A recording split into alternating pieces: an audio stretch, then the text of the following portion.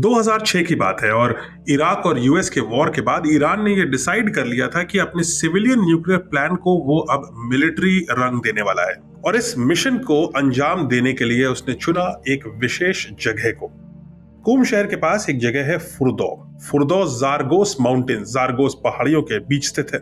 Iran ने decide किया कि पहाड़ी के नीचे और सैटेलाइट की नजरों से छिप करके कंक्रीट, स्टील और चट्टान में घेर करके वो दुनिया का सबसे गोपनीय परमाणु साइट बनाएंगे। उनका यह मानना था कि धरती में कोई ऐसा बम अवेलेबल नहीं है जो इस जगह को डिस्ट्रॉय कर पाए। जमीन से 300 फीट नीचे स्थित इस लैब पर ईरान ने अपने सेंट्रीफ्यूजेस लगाए और शुरू किया अपना मुहिम परमाणु बम बनाने का। अब इस बात की भनक अमेरिका को भी लग चुकी थी और अमेरिका ने लगभग इसी समय पर शुरू किया अपना सबसे एडवांस्ड नॉन न्यूक्लियर बॉम्ब बनाना, जिसको उन्होंने नाम दिया GBU-57। GBU का अर्थ होता है गाइडेड बॉम्ब यूनिट और इस बॉम्ब को MOP यानी मैसिव ऑर्डिनेंस पेनिट्रेटर के नाम से भी जाना जाता है और सामान्य भाषा में इसी बम को हम बंकर बस्टर बोलते हैं। आज हम बात करेंगे इसी कॉन्टेस्ट की, दुनिया की सबसे गोपनीय परमाणु फैसिलिटी वर्सेस दुनिया का सबसे बेहतरीन non nuclear bomb. Bunker buster का वजन होता है लगभग 14,000 किलोग्राम यानी 14 टन। ये लगभग 20 फीट लंबा होता है और इसकी चौड़ाई लगभग 2.5 फीट यानी आपके हाथ के जितनी इसकी चौड़ाई होती है।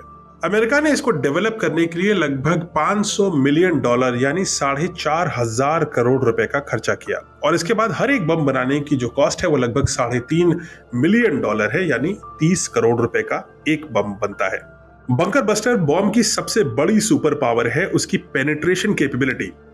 जमीन से टकराने के बाद ये तुरंत नहीं फटता और जमीन के अंदर लगभग 200 फीट गहरा गड्ढा करता है और फिर उस गड्ढे के अंदर जाकर के ये फटता है। जमीन पे इतना गहरा गड्ढा करने के लिए बंकर बस्टर बॉम्ब सिर्फ फिजिक्स का एक बेसिक लॉ इस्तेमाल करता है जिसको हम काइनेटिक एनर्जी के नाम से जानते हैं। इतना भारी बम 14,000 किलोग्राम का बम जब ऊंचाई से गिरता है तो उसकी इंपैक्ट स्पीड लगभग 1600 किलोमीटर प्रति घंटा यानी 1.5 मैक के आसपास होती है।